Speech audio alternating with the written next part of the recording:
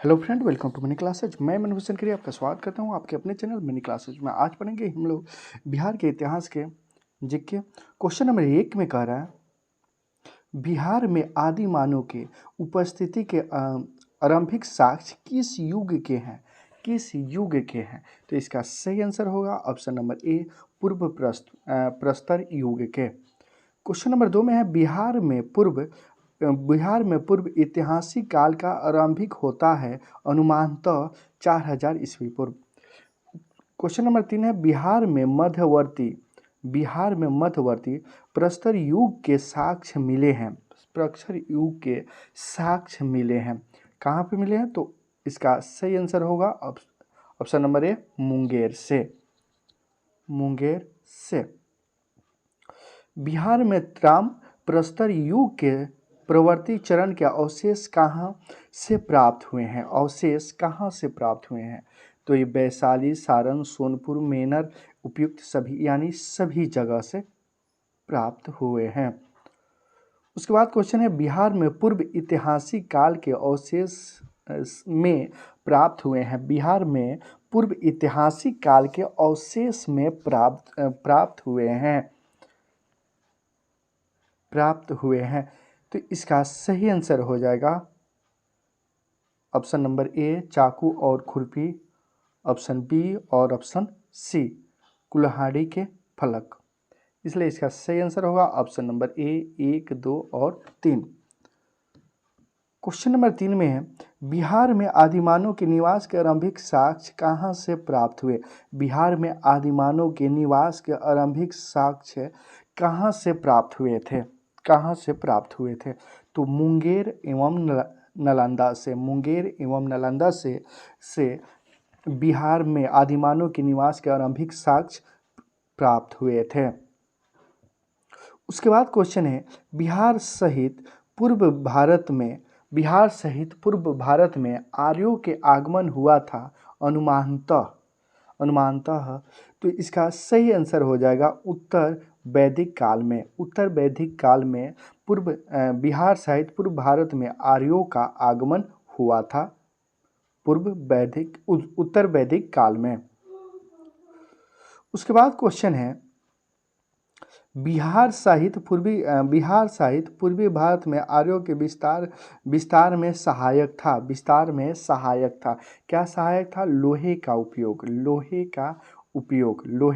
उपयोग। उसके बाद क्वेश्चन है, वेद के किस ग्रंथ में बिहार के विद्रोह राज्य में आर्यों के आगमन तथा निवास के साक्ष्य विवरण मिलता है? तो इसका सही आंसर होगा शतपथ ब्राह्मण में।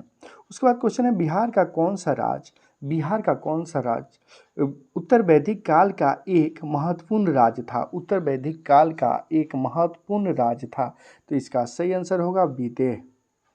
उसके बाद क्वेश्चन है, बिहार में उपनिषद काल में प्राचीन धर्म तथा ज्ञान का महान केंद्र था। तो इसका सही आंसर होगा विदेह। उसके बाद क्वेश्चन है, अंग महाराज पद की राजधानी जनपद की राजधानी कहाँ थी? तो चंपा। इसका सही आंसर होगा चंपा। उसके बाद क्वेश्चन है, मगध महाजनपद की राजधानी थी। मगध महाजनपद की राजधानी राजगीर थी। गिरिवराज राजगीर, जो अभी राजगीर है। उसके बाद क्वेश्चन है, मगध और अंग महाजनपद में कौन सी नदी पृथक करती है?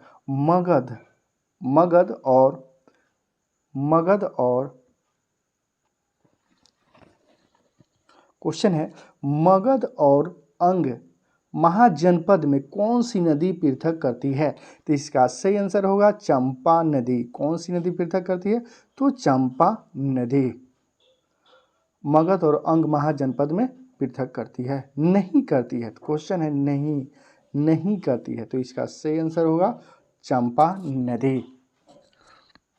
उसके बाद क्वेश्चन है बिहार के पटना तथा गया का जिला किस महाजनपद में सम्मिलित था? किस महाजनपद में सम्मिलित था? तो मगध महाजनपद में सम्मिलित था पटना और गया जिला।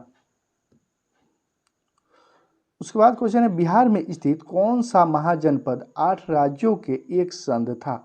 बिहार में स्थित कौन सा महाजनपद 8 राज्यों के एक संघ था? तो इसका सही आंसर होगा ऑप्शन नंबर ए वजीज। उसके बाद क्वेश्चन है प्राचीन भारत के 16 महाजनपदों में एक था। प्राचीन भारत के 16 महाजनपदों में एक था, तो क्या था? अंग। महाजनपदों में एक था अंग। उसके बाद क्वेश्चन है विश्व का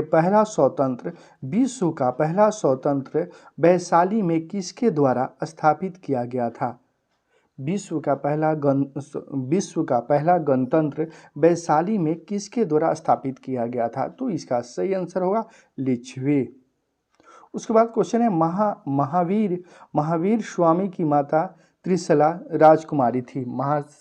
महावीर स्वामी की माता त्रिशला राजकुमारी थी, तो लाछवी की।